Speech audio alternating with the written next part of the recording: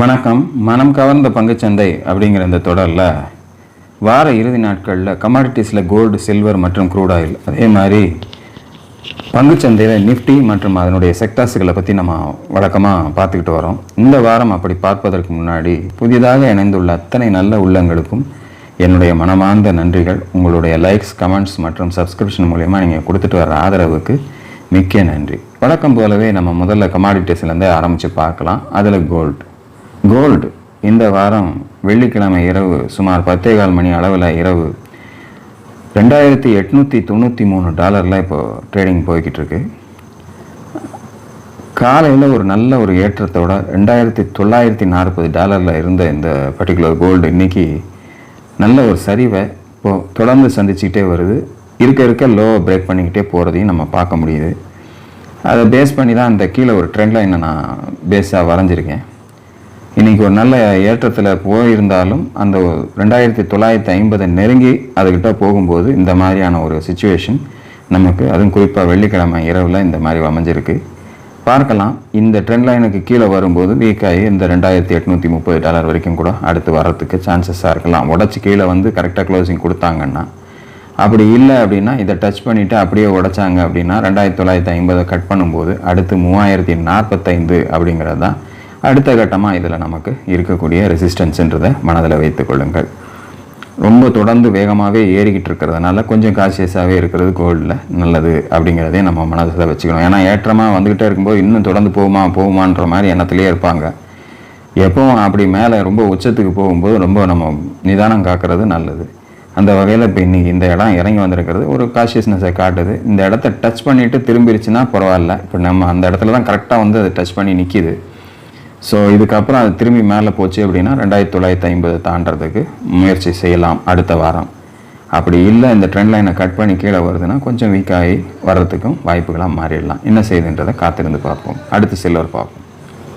Silver 32.40 அப்படிங்கிற லெவலில் இப்போ ட்ரேடிங் போய்கிட்டு இருக்கு. 32.10 போன வாரமே கட் பண்ணாங்க. பட் பெருசாக சஸ்டெயின் ஆகி நிறுத்த முடியல. பட் இந்த வாரமும் அதே மாதிரி கட் பண்ணி மேலே போயிருக்கு. பட் க்ளோசிங் எப்படி கொடுக்க போகுது அப்படிங்கிறது முக்கியம். அது மட்டும் இல்லை, இது இன்றைக்கி வந்திருக்கிற லெவலில் பார்த்தீங்கன்னா இன்றைக்கி கிட்டத்தட்ட 33.39 வரைக்கும் மேலே மேக்ஸிமம் டாப் போயிருக்கு. இப்போ 32.30 லோ வரைக்கும் மேக்ஸிமம் வந்திருக்கு. இந்த நாளுடைய லோவை நெருங்கிக்கிட்டே இருக்காங்க கோல்டு மாதிரி. ஸோ அப்படி பார்க்க போகும்போது 32.10க்கு மறுபடியும் வர்றதுக்கான வாய்ப்பை எடுக்குதா அப்படிங்கிற மாதிரி தான் நமக்கு தெரியுது. ஸோ எப்படி கோல்டு வேகமாக கீழே இறங்கி வருதோ அதே மாதிரி சில்வரும் ஒரு புதிய லெவலுக்கு போயிருந்தாலும் கூட சஸ்டெயின் ஆகாமல் அங்கேருந்து கீழே வந்துக்கிட்டு இருக்கு. ஸோ கொஞ்சம் கான்ஷியஸாகவே இருங்க. 32.10 கட் பண்ணும்போது போன வாரமும் அந்த மாதிரி தான் இறங்கி கீழே வந்துச்சு. பட் அதுக்கப்புறம் கொஞ்சம் கொஞ்சமாக சஸ்டெயின் ஆகி மறுபடியும் மேலே போயிருக்கு. ஸோ மெயின்டைன் ஆகுதான்னு நம்ம பார்க்கணும். $31 கீழே வரும்போது தான் அடுத்த கட்ட ஸ்ட்ராங் வீக்னஸை நம்ம எதிர்பார்க்கலாம். என்ன செய்யுதுங்கிறத பொறுத்திருந்து பார்ப்போம். அடுத்த க்ரூட் ஆயில் 70.80 இப்போ ட்ரேட் ஆகிட்டு இருக்கு.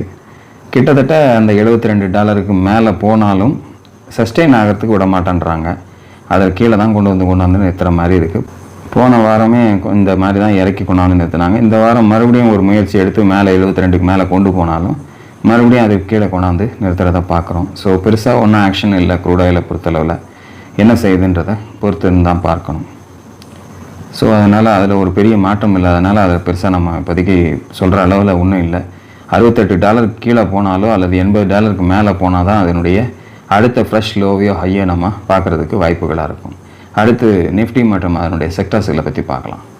நிஃப்டி 22,929 க்ளோசிங் போயிருக்கு.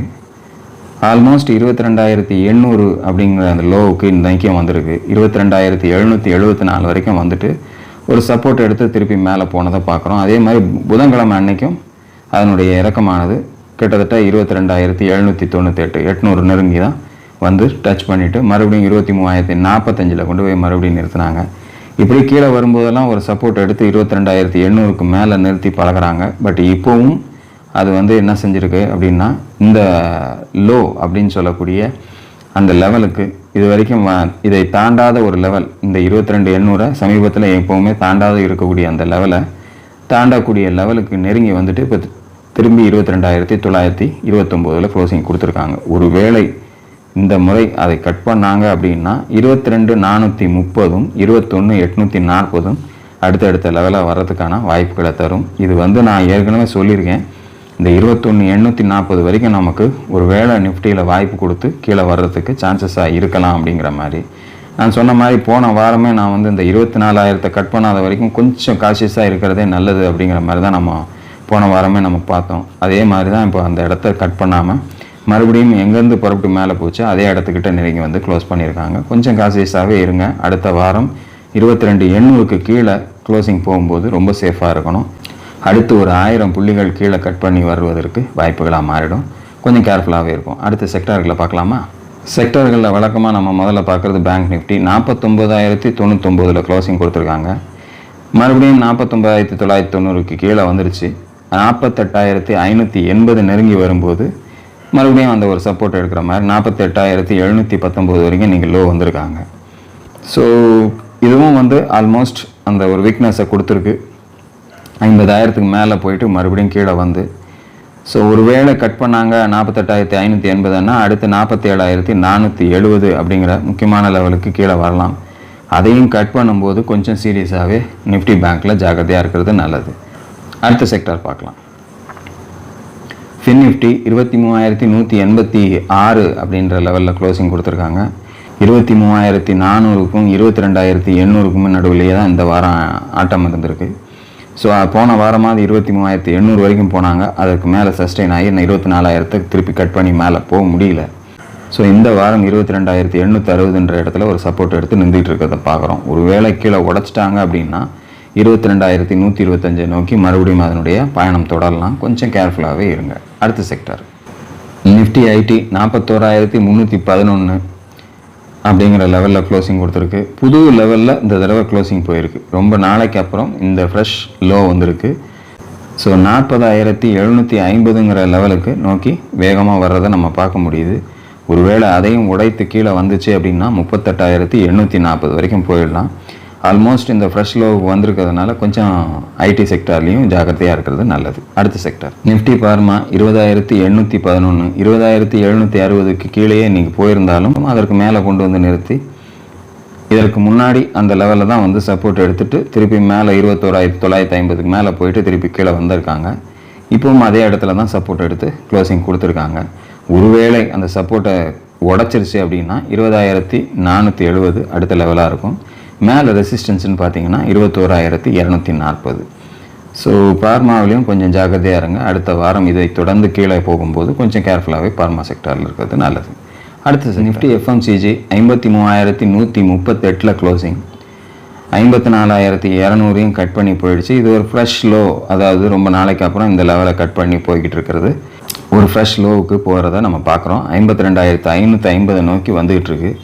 அதையும் உடச்சிச்சு அப்படின்னா 51,360 அப்படிங்கிற லெவலுக்கு வரைக்கும் அடுத்து போகலாம்.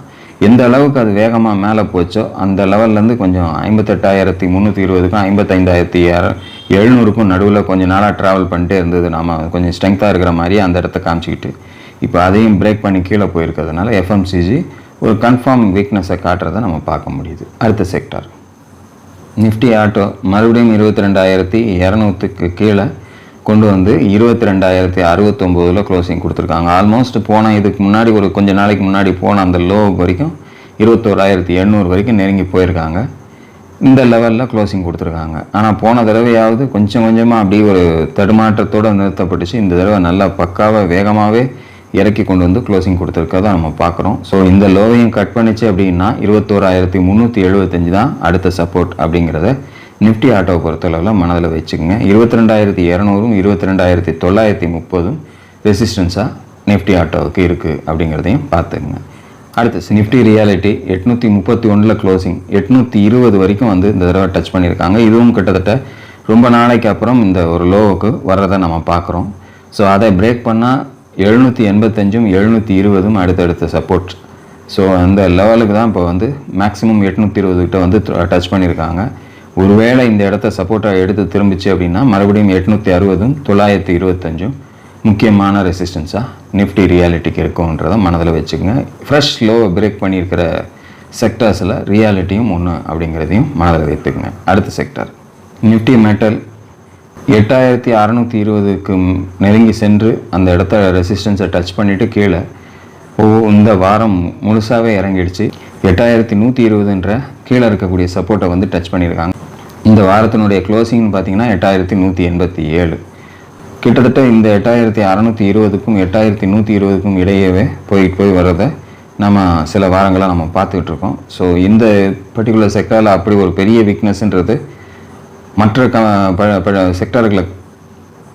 செக்டார்களை கம்பேர் பண்ணும்போது இதில் பெருசாக தெரியல. பார்ப்போம் பொறுத்திருந்து.